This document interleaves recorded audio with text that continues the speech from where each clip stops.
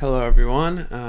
In today's tutorial I'm gonna show you how to create this semi or realistic skin basically in a few steps, going from DAZ Studio into Keyshot using only the DAZ model and only the DAZ textures.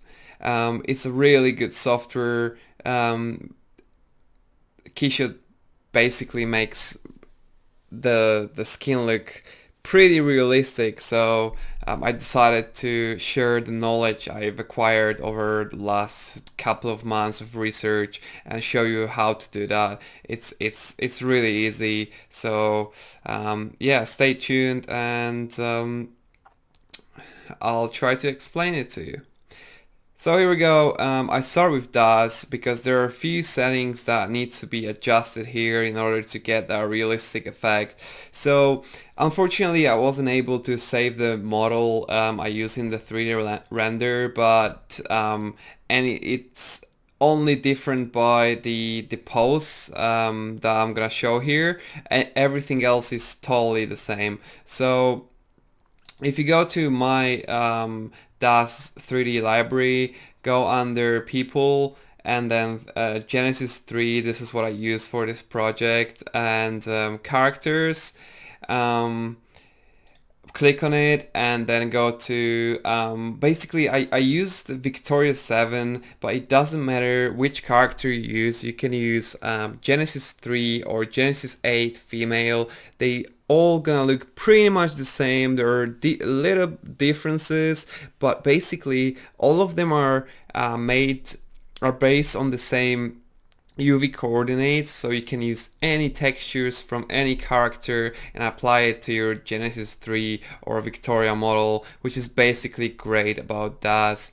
So here we go, let me load the character quickly. This is my Victoria character. Right now it's not posed, it's in a T-pose. I did a little bit of work to pose it. As I said, I couldn't unfortunately save it, but it doesn't matter because any pose will work for this.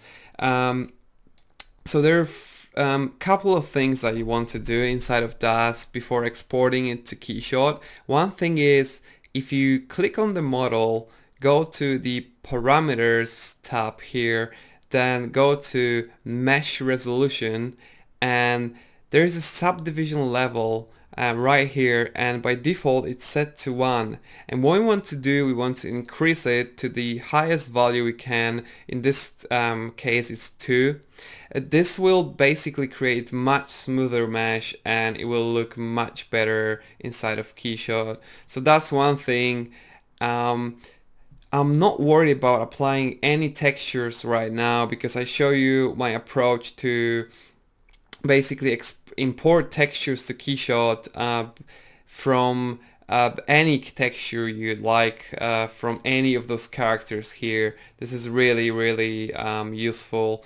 So next thing here is I'm gonna export this character, right? I'm gonna go to my folder, it's already selected, tutorial show, and then I will use OBJ in order to illustrate this.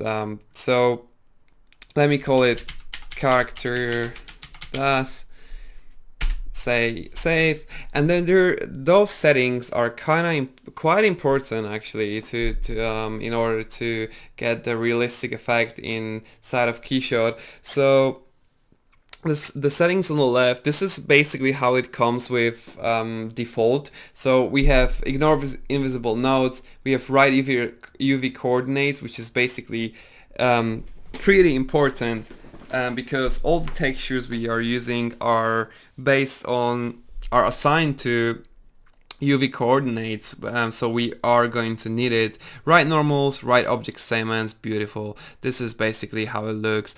Then we go to the right tab and we have right groups. This needs to be ticked on, and we do want to use surface names.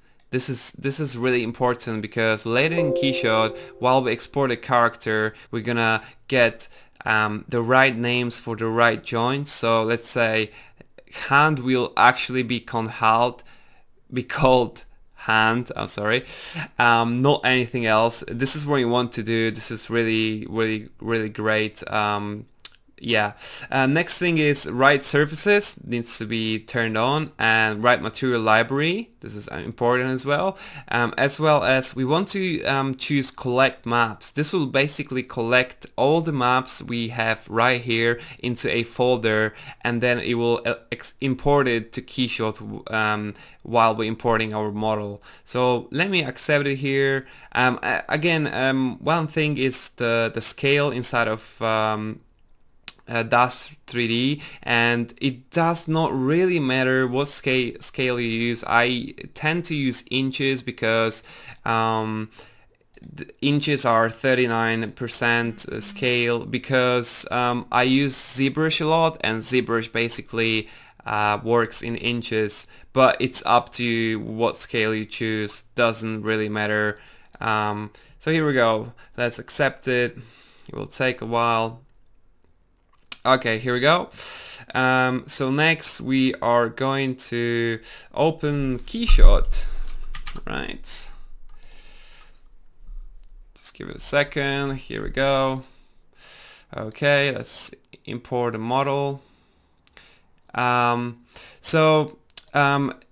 I have the model from the DAZ, but I already saved it before in order to illustrate, to basically create this tutorial. So I have it here. So I click character, DAZ, import, those settings.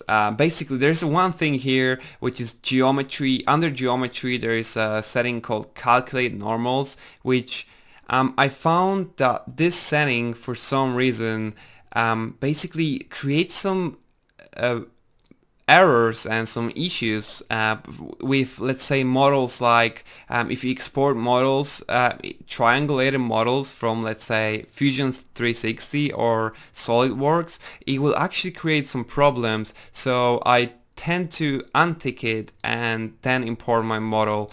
So okay, let's import it. Here we go. It's quite big because, as I said, I use inches, so it's it's bigger scale, and here it is, looking pretty good already. The diffuse, the advanced material that comes from DAZ is pretty good, but we will make it look even better. So as you can see here, under the scene models, we have the character, the name I saved it under, and we have all the joints here, all the parts of the character, eyelashes, fingernails, toenails. Those are parts of the eyes, ears, and so on. For this tutorial, we're only going to use the torso, face, ears, lips, and the eyelashes, because we're not rendering eyes right now, because eyes is a separate story, and I'd probably create a tutorial for that separately. The very first thing I want to do is go into Camera tab and change the perspective. For some reason, as a default, Keyshot creates its perspective to be a very distorted image, which is 35 millimeters, and we want to change it to something like 50, which is basically that's how the human eye sees, right? 50 millimeters. You can even go further. You can go around 80, because 80 is that standard portrait lens that's used in photography. But I found 50, around 50-60 is a pretty good, while doing close-ups, it's a pretty good ratio. So that's one thing. And then let's fix the eyebrows, actually. Sorry, the eyelashes. Here we go. So for some reason, Keyshot doesn't actually import the transparency textures right away. And this is the reason why those eyelashes look really weird. So what we're gonna do, we're gonna click on it. Click on it. Right click on it. Edit material, and we have our eyelash material here. We're gonna go to textures, opacity, and we're gonna choose one of those opacity maps here. It usually comes with one map, but I'll show you later how to get more of them. So I'm gonna choose this one, and another thing is we need to right now it looks pretty weird. So what we need to do, we need to change the mapping type into the UV coordinates, because right now it's under box map. This is basically different mapping types in Keyshot, which are really great, but since we have UV coordinates over this model, because that's how it comes from DAZ, we're gonna choose UV coordinates, and here we go. Like, the eyelashes look pretty good right now. Alright, so yeah, let's make this model look even better. And there's one thing I keep on using in Keyshot, which is a great feature. I really love it. So right now those materials, all of those materials are set to, let me show you, their type is set to advanced, which basically means if you edit material, you have diffuse, texture, specular, ambient, roughness. It's great. Those controls are great. But what we need in order to make a realistic skin, we need the translucent material, which can be found over in this tab over here. But what we're gonna do, we're gonna go to I have the materials here, I have the skin materials here, and all of those are actually available in the Keyshot cloud, so you can just get them. For this tutorial, I'm using the skin material. It's called skin, is a translucent material, and what I'm gonna do, I'm gonna grab this material, drag it to my model, and as you can see this pop-up up here, it says hold Alt to retain textures, and this is exactly what we're gonna use, and this is a really good feature inside of Keyshot. So I'm holding Alt and dragging this all over my face, right? Here we go. And as you can see, there's something happening. There's already some subsurface scattering coming here. The skin becomes translucent. It's not enough though. We will change it later, but it's already looking more interesting than just the advanced material.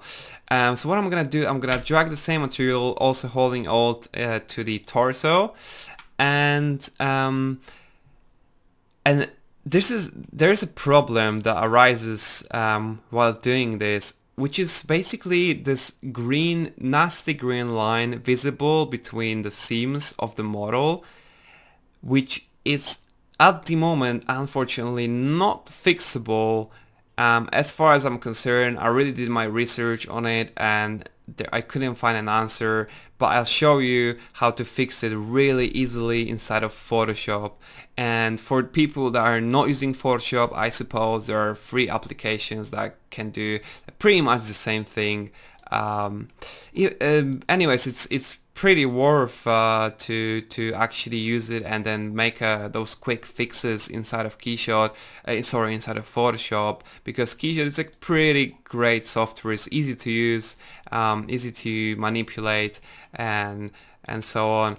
Okay, so what I'm gonna do now, I'm gonna actually go to scene, select the face material, and because the lips as well as the ears, they basically share the same material. They can share the same material. They share the same texture. They share the same UV coordinates. So I can shift click, right click on my face here, and then shift left click to copy to material, and then shift right click on my lips, and as shift right click on my ears. As you can see, it applied the same material to those parts and they look pretty good. There's no seam because this is exactly the same material, which actually makes a big difference, creates less problems. It's really good. So it's already looking pretty good, but as I said, we're going to make it look even better. So okay, so the first thing I would do personally is I would change the environment, because right now we have all white, which doesn't really project any interesting colors, interesting textures onto our model. So for this tutorial I used environment that's located in a cloud, Keyshot cloud, and it's called, give me a second,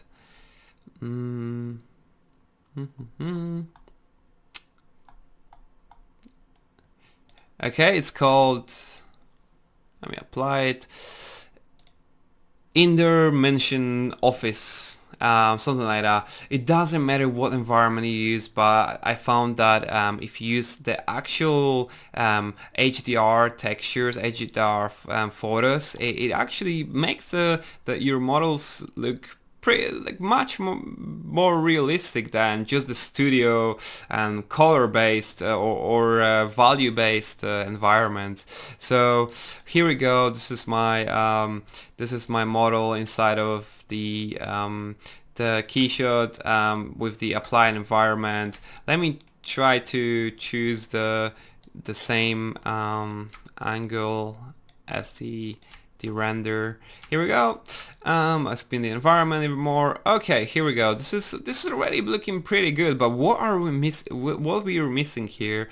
It's the translucency inside of the skin. It's very it's reflective. This is very oily skin right now, which we will fix a little bit later. But what I want to do is I want to make it more translucent, because right now there is it doesn't really look realistic because of there's a lack of I'd say light passing through those areas like ears and nose. So the way you do it, you go to scene, you select your face, you go to edit material, and here we go. There's a translucency slider, and the first thing I want to do actually is under the surface color, I want to change it to white, and this will basically it will make sure that my texture is not affected by any other color. So it's basically the pure texture color I have applied, and Daz comes with pretty good textures straight away, so you shouldn't be worried about that. So this is totally fine. And again, the second thing is the surface color. I tend to by default, this material has the color it's a pretty saturated bright red, but what I tend to do, I tend to even slide it, even make it even more saturated, more vibrant red. This just, in my opinion, adds nice effect into the subsurface scattering areas. Yeah, so I'll accept it. I'll do the same for because those are two separate materials, as I mentioned. So I do the same thing for the torso, right? And as we hear, I'm gonna increase the translucency, and I suppose the translucency depends on the scale of your model. And right now, because my model is quite big, 8 is just not enough to produce this nice subsurface scattering. So what I'm gonna do, I'm gonna increase it to around 50. This usually works for the settings I'm choosing, and again on the face material, 50. As you can see, we get pretty nice subsurface scattering inside of the nose as well as the lips, and it already starts to look pretty good. What is wrong though? The skin looks very, it looks almost like it's covered in some really reflective foil or paint. It just doesn't look natural. It looks fake. So what we're gonna do, we're gonna apply the other textures that are provided by DAZ, the specular, which will control the way of the skin basically is shiny, and the bump, which will just add another layer of detail, skin pores, wrinkles, and stuff like that. So I'm gonna post it here. I'm gonna go to my folder here. Okay, maps, and as I said, like DAZ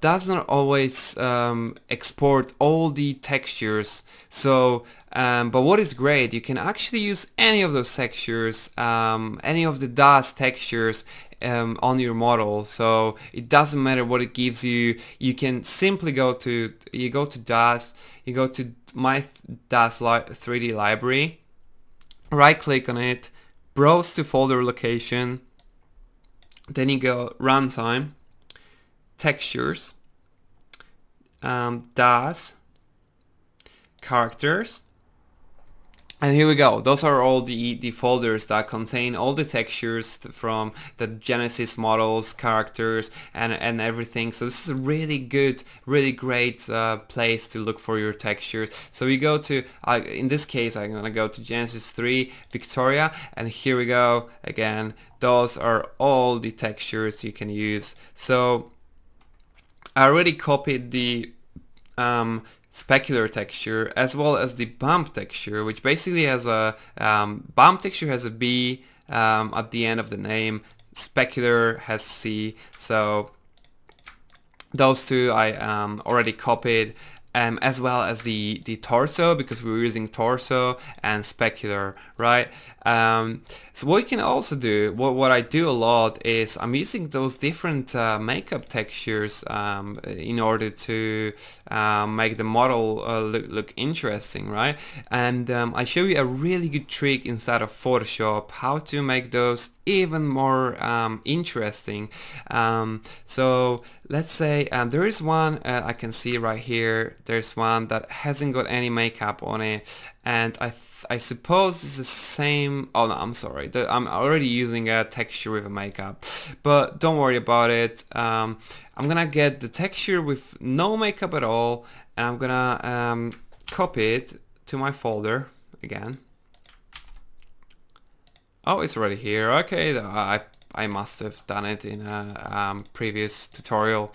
Yeah, so at the moment, my model is using this texture. It's a pretty pretty heavy makeup around eyes, and the whatever it's called, eyeliner. I'm sorry, I don't really know the names. Yeah, so that's what it's using. And let's say you really like the way the lips look, but like let's say you don't like the makeup in this area. So we can do, this is what's great about Keyshot and Daz again. You can go to Photoshop or any of the softwares. I think GIMP does the same job, pretty much the same job in these terms, and it's a free software. So you can go to your folder with all the maps. You can open the texture that the model is using right now. Here we go, right? And they say you want to keep those lips, but you don't want the eyes to look like that. Let's say you really like the eyes from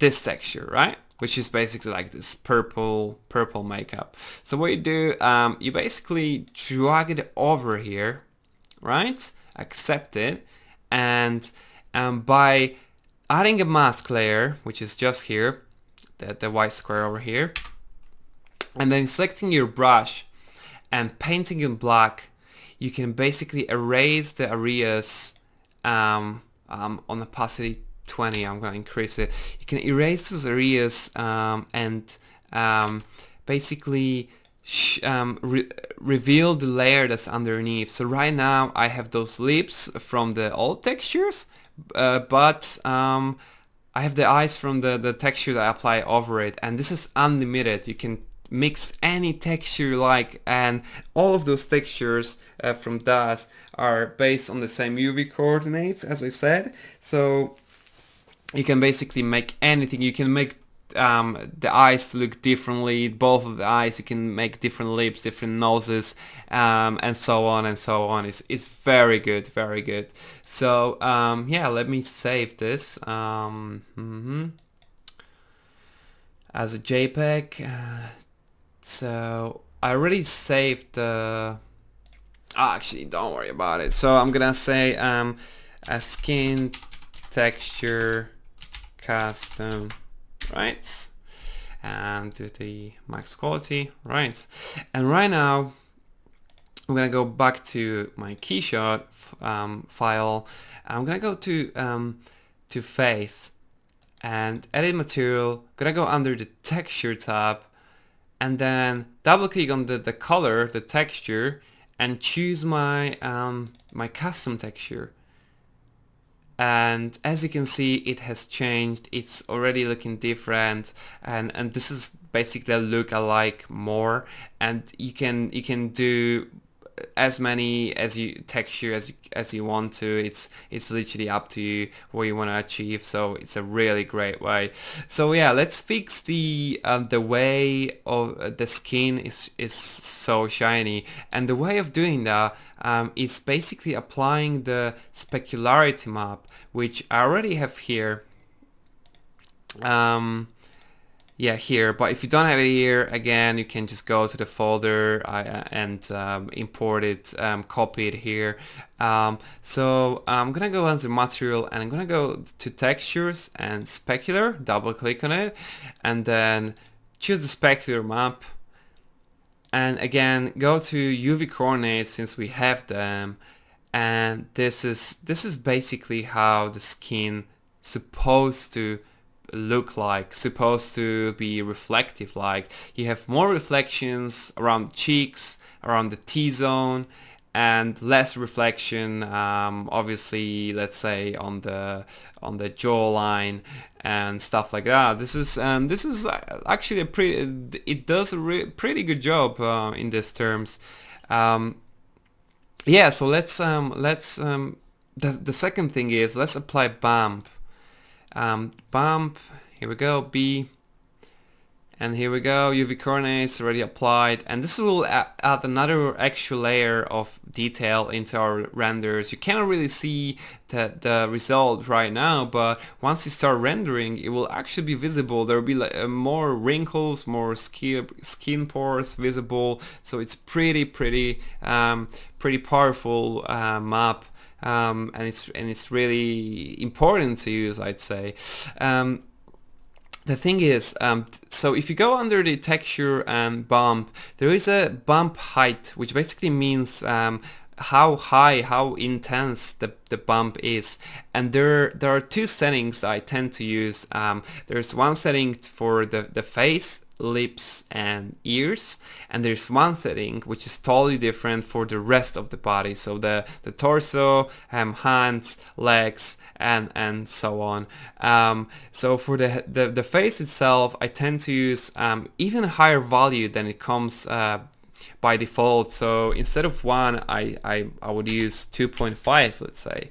I just found that increasing the value actually works little bit better on the face itself. But when I'm gonna apply the texture to the torso, right, I'm gonna go again, specular, here we go, UV coordinates, bump, here we go. And when I'm gonna apply the bump map into the rest of the body or torso in this scenario, I will actually decrease the bump height, because I found that the maximum bump height actually creates pretty weird effects. So I'm sorry if you cannot see it right now, but I'm not bluffing. This is actually a thing. So I would do 0.8 in this case. to actually make it look balanced with the rest. And one thing that I'd like to do is, let's say I have all my textures, materials applied, and I like them. I like the values of them, and the textures look pretty good. I would like to go to the camera tab and add camera, which basically makes saves your camera, so anytime you go, you spin around the model, you look at some, let's say you look for some flaws, or change some geometry, move some stuff, move lighting. Anytime you have your camera saved, if you click on it, it basically goes to the desired perspective, desired look, which is really good. Okay, so this is basically this is the process basically. The last touch I'm doing is adding adding a geometry-based lights, which basically I show you inside of the show you the render, which make those really nice, interesting highlights on your character. And those are basically, those are control lights. This is what people use inside of studios, inside of while they're making a film.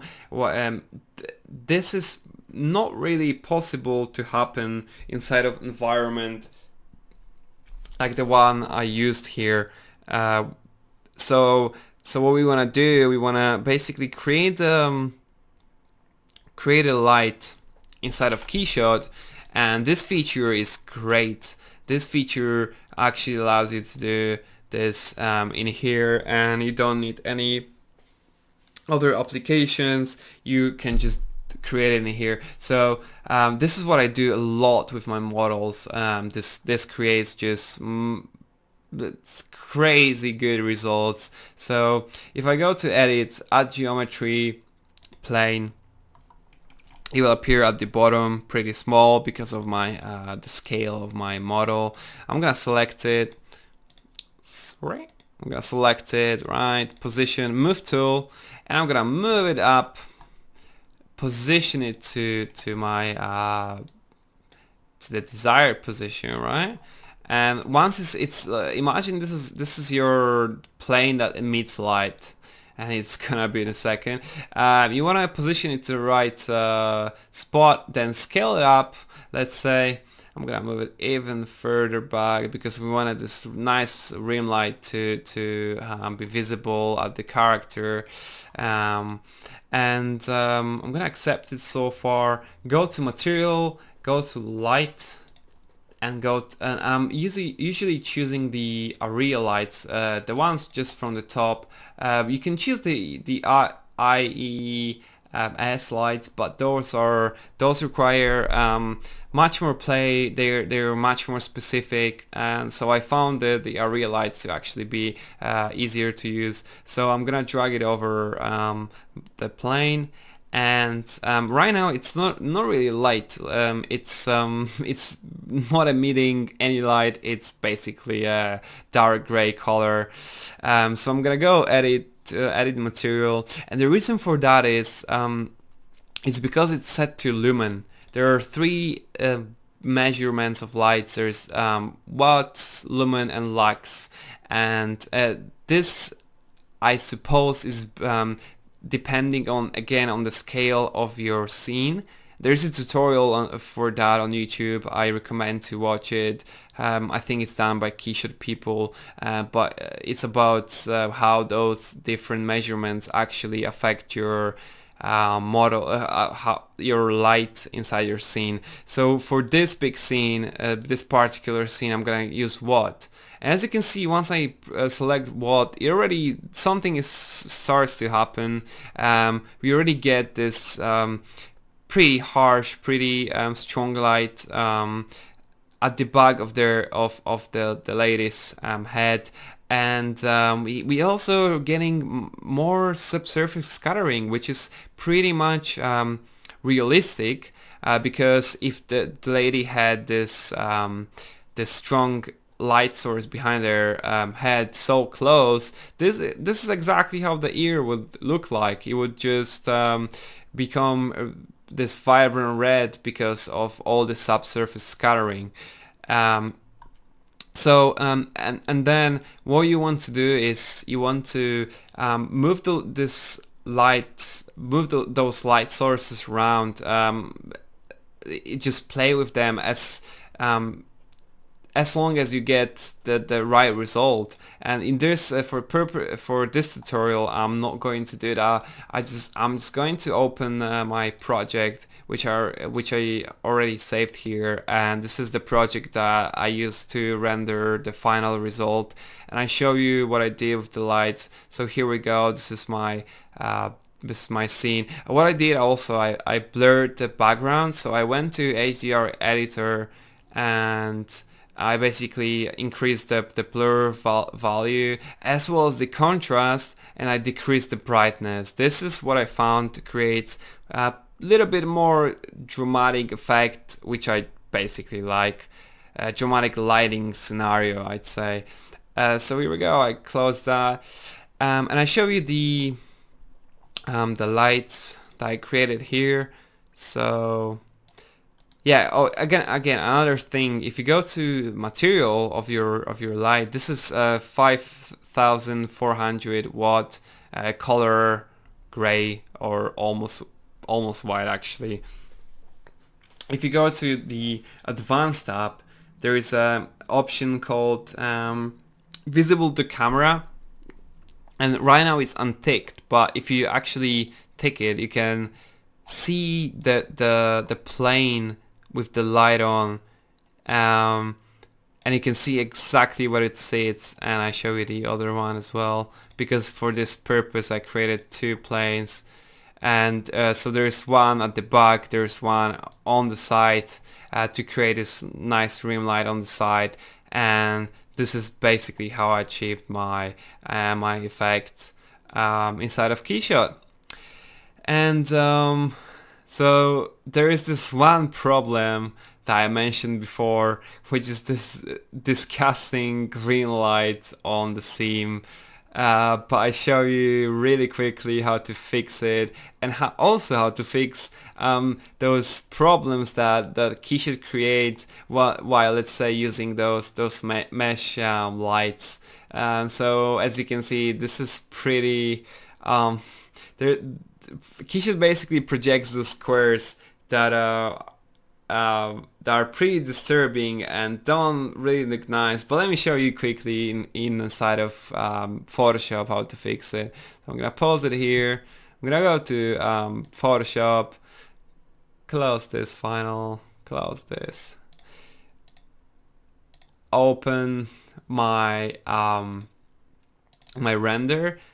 And this is basically the render I've done. This is the render I've worked from in order to create a final illustration, the final image.